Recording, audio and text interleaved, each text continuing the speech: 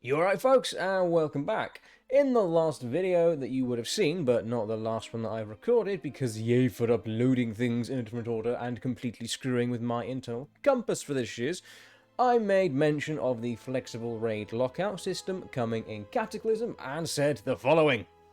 But the first thing this system did was consolidate the lockouts each week. So instead of being able to raid 10 and 25-man versions of each and every raid, as was the case in Wrath of the Lich King, you just raided.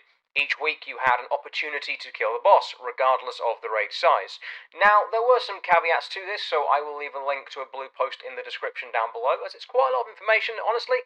It could be a video in and of itself, because it's a bit twisty and turny.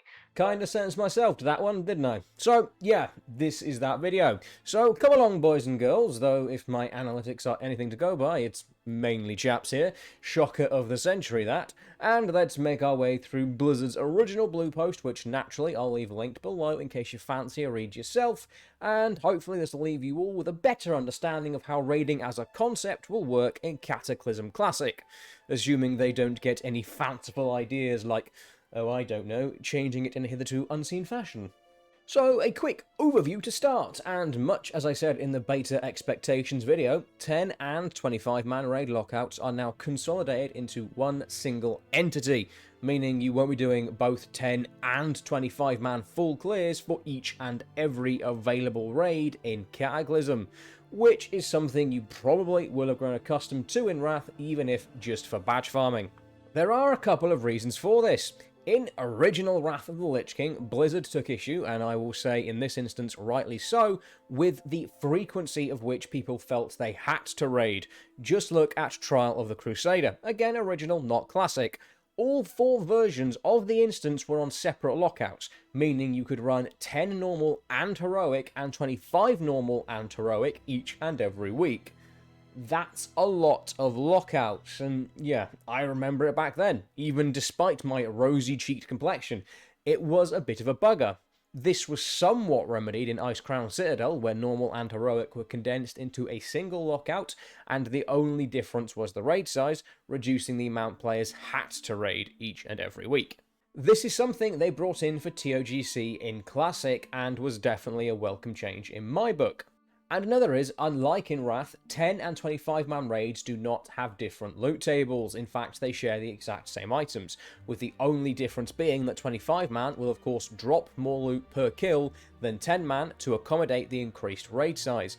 But that's it, and as such, if players had 2 chances at the same items each week, particularly on heroic, it would again force a lot of players into doing both 10 and 25-man each and every reset just to remain competitive. Thankfully, this is not the case. In Cata then, what does it mean for both 10 and 25 to share a lockout? Well, let's look at the blue post made by Bashiok at the time. Early on in the post he states, instead of being locked to a specific raid size or raid group, each character will have the opportunity to defeat each raid encounter once a week. So this is regardless of raid size, and as explained in the post itself, basically means you can kill, say, the first 3 bosses of a raid on 10-man, come back a couple of days later in a completely different group on 25-man, do the next 3, and then the next day come back once again with yet another band of misfits on either 10 or 25, and just finish things off. Now this is good for a couple of reasons. If a group hits a wall they can't get past, a challenge they just can't surmount and disband due to this, all of those individuals could go off and theoretically make their own groups starting at that particular encounter and have another crack at it within the same reset to see if they can kill it. They wouldn't all be locked to the same ID as they would in Vanilla, TBC and Wrath. It also allows for players potentially filling slots in a pug that are already several bosses deep to enter the raid and attempt to kill the current boss without immediately being locked to the instance and being registered as having defeated all previous encounters. Should you join a failing group that is unable to kill, say, boss number 7 of 10 for example, you might spend an hour or 2 wiping away before you decide that it's time to perhaps move on with your day. Because that boss had not been killed, your lockout will remain unaffected. But in a scenario where you successfully kill that boss, you will, however, be registered as having completed all prior encounters. It isn't like in retail where you can start a raid at, say, boss 5, see it through to completion, and then go back later in the week to polish off the first 4. They may change things to where this is the case, but everything I'm saying is based on the lockout system that was present in original Cataclysm, so that is what we'll stick to for the time being. There are also some benefits to guild raiding as well. The example given is of a 25-man guild that raids 3 nights a week. And if, say, the first night all the attendees are present and correct and they get the first 4 or 5 bosses down no issue, but the next raid night, disaster strikes and for whatever reason 5 members of the guild are absent, that leaves 20 people. And assuming that this guild doesn't have bench warmers, that's not going to be enough to clear and complete the raid. But in the kata style of things, it would allow for those remaining 20 to separate into 2 10-man teams, pick up from where they left off, and assuming both groups are similarly skilled, clear another 4 or 5 bosses before calling it a night. This would then allow the hopefully reformed 25-man to go back in on their 3rd and final raid night of the reset to complete the instance.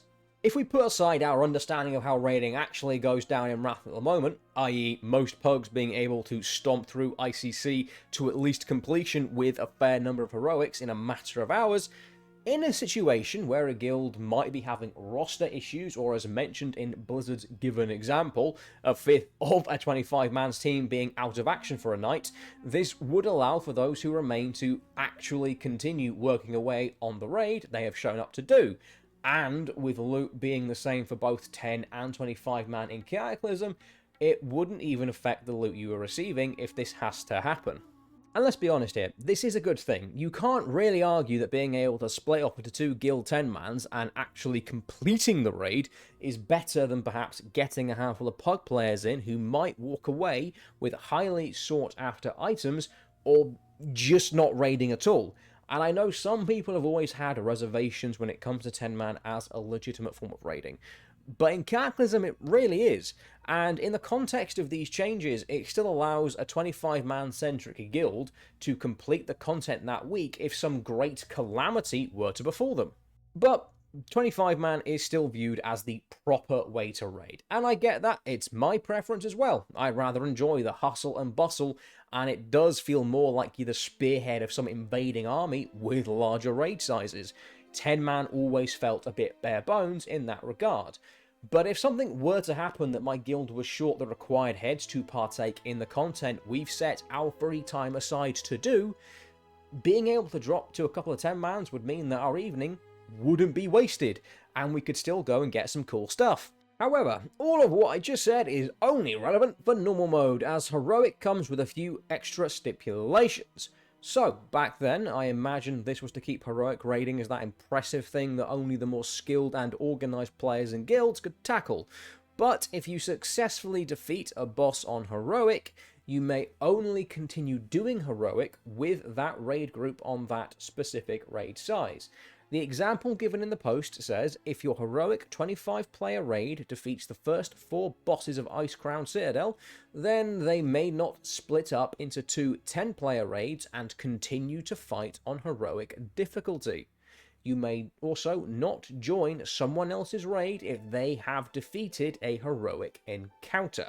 What this means is, if you start a raid with the intention to clear on heroic, you will be locked to that raid's ID, no messing about, and if for whatever reason you part with that group and wish to go back and complete the raid, it will either need to be done with that same group on that same raid size to do so on heroic, but you can join another group if you do it on normal. Then what happens if you, say, kill the first boss of an instance on heroic and then have internet or power troubles that prevent you from going any further? Well, this is addressed in the post, and essentially it's a case of tough luck. Unless the group you're in elect to stay put and wait for your return to go any further, you will not be able to defeat any more heroic bosses that week. But you can still go and do a normal clear, even if just for valor points and whatnot. This is unfortunate, but it is a step up from where things are in vanilla TBC and Wrath, wherein you would be completely prevented from even doing that, and would be locked from the raid for the remainder of the reset. You might also be thinking, well, I'll just join a raid on normal, then they can switch to heroic when I'm in there and we can break the system. Nice try, but no. If there is an individual in the raid with a heroic ID, the raid leader will not be able to change difficulties and will be greeted with an error that cannot be remedied until the offending individual is removed from the group. So if you are joining a pug near the end of the week after, say, clearing the first half of a raid on heroic with your guild, but unfortunately you're benched the subsequent raid night, be sure that the raid you are joining has no intentions of attempting a boss on heroic, because it ain't gonna happen with you in the group.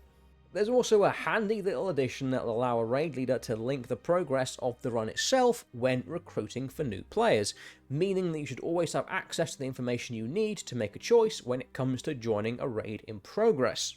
Anyway, that's all you really need to know when it comes to the lockout system in Cataclysm. I would like to say that this is all subject to change, as Blizzard could elect to either make minor tweaks or upend it entirely.